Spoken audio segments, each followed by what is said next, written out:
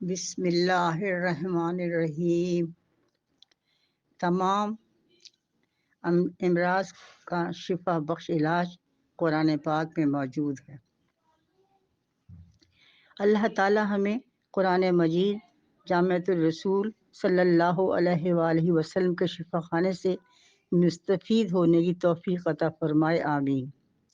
قرآن کریم اللہ کا کلام ہے اور اللہ انسان کا خالق ہے، مالک ہے، وارث ہے۔ تمام علوم کی بنیاد یہی کلام الہی ہے اور یہ ہر لمحہ ہر گھڑی ہمارا مددگار و معاون ہے۔ یہ سب سمجھنا ہے تو قرآن پڑھیے۔ جب تو نے بستر پر پہلو رکھا، یعنی رات کو سونے کے لیے لیٹے، اور سورہ فاتحہ اور سورہ اخلاص پڑھی تو موت کے علاوہ ہر چیز سے بے خوف ہو گیا۔